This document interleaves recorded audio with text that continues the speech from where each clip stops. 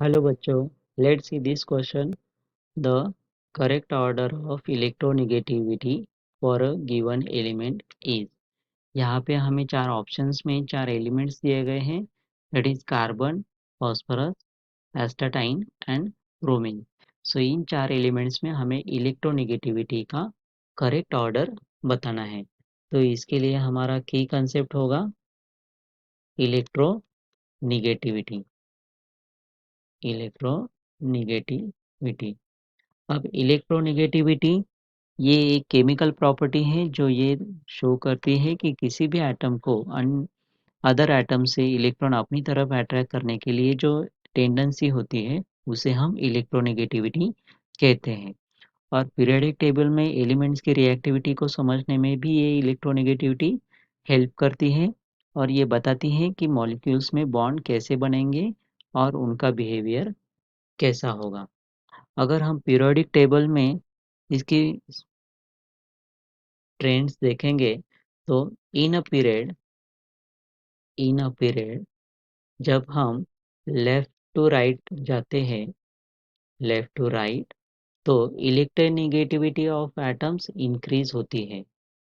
क्योंकि क्योंकि क्योंकि एटम्स से न्यूक्लियस में प्रोटॉन की संख्या बढ़ जाती है, जिसके कारण इलेक्ट्रॉन को अट्रैक्ट करने की टेंडेंसी भी बढ़ जाती है.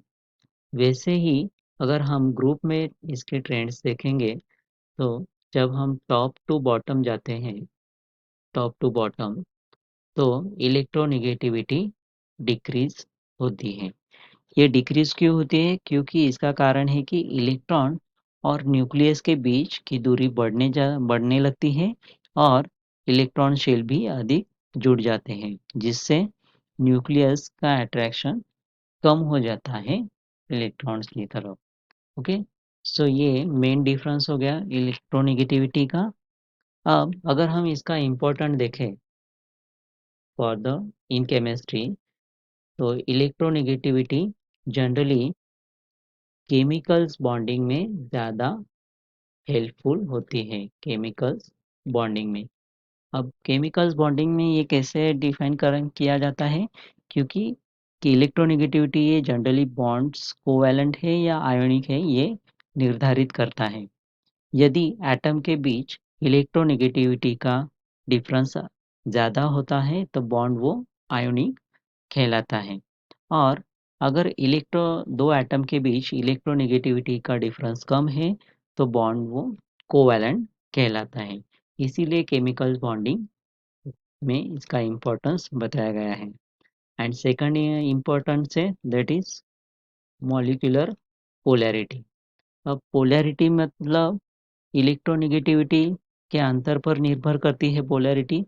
फॉर एग्जांपल, यहाँ पे अगर हम वाटर मॉलिक्यूल का एग्जांपल देखें तो ये एक पोलर मॉलिक्यूल है, क्योंकि इसमें ऑक्सीजन एंड ऑक्सीजन की इलेक्ट्रोनेगेटिविटी हाइड्रोजन से ज़्यादा है. इसी वजह से इसमें क्या क्रिएट होता है, डायपोल मोमेंट्स क्रिएट होता है.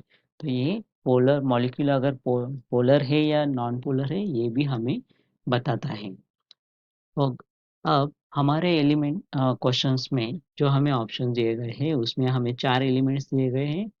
तो उसमें पहला एलिमेंट है दैट इज सी. इसका कॉमन नेम है कार्बन. कार्बन. अब कार्बन की पोजीशन अगर हम पीरियोडिक टेबल में देखें तो ये ग्रुप 14 का एलिमेंट है एंड सेकेंड पीरियड से बिलोंग करता है. Okay, that is here. Second element हमें दिया गया है दैट इज फॉस्फोरस. फॉस्फोरस ये ग्रुप 15 का एलिमेंट है एंड थर्ड पीरियड से बिलोंग करता है. ओके, नेक्स्ट है 80 दैट इज एस्टाटाइन. एस्टाटाइन ये ग्रुप 17 का एलिमेंट है एंड ये सिक्स पीरियड से बिलोंग करता है.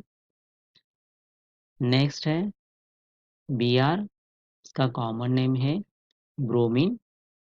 ये भी ग्रुप 17 का एलिमेंट है, लेकिन इस ये 4th पीरियड से बिलोंग करता है। अगर जब हम पीरियोडिक टेबल में इनकी पोजीशन देखें तो फॉस्फोरस यहाँ है, एस्टाटाइन यहाँ है एंड ब्रोमीन यहाँ पे है।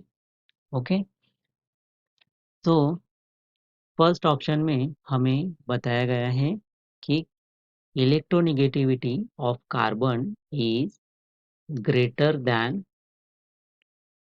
फॉस्फोरस।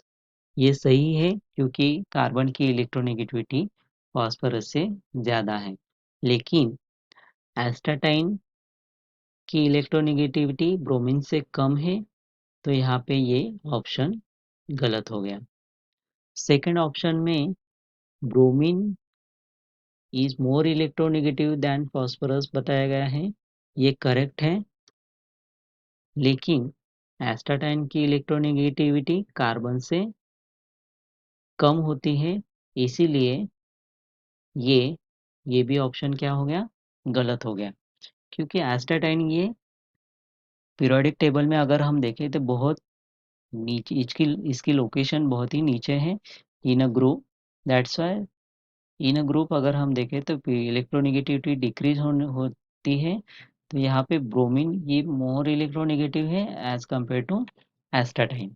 ओके, तो इसीलिए ये ऑप्शन भी गलत हो गया। थर्ड ऑप्शन में अगर हम देखें तो phosphorus is more electronegative than bromine बताया गया है, क्योंकि ये गलत है। तो सही ऑप्शन है ब्रोमीन। ये ब्रोमीन की इलेक्ट्रोनेगेटिविटी फॉस्फोरस से ज़्यादा है, तो ये भी ऑप्शन यहाँ पे क्या हो गया, गलत हो गया। अब बचा लास्ट ऑप्शन। तो लास्ट ऑप्शन में ब्रोमीन की इलेक्ट्रोनेगेटिविटी ज़्यादा है as compare to carbon, carbon की इलेक्ट्रोनेगेटिविटी ज़्यादा है as compare to astatine, and astatine की इलेक्ट्रोनेगेटिविटी ज़्यादा है एज कंपेयर टू फॉस्फोरस। ये सीक्वेंस एकदम सही है, इसीलिए हमारा फाइनल आंसर भी क्या होगा, the electronegativity of bromine is greater than carbon, is greater than astatine, is greater than phosphorus. Okay, so our final answer is option number D. Okay, I hope you understand it well. Best of luck.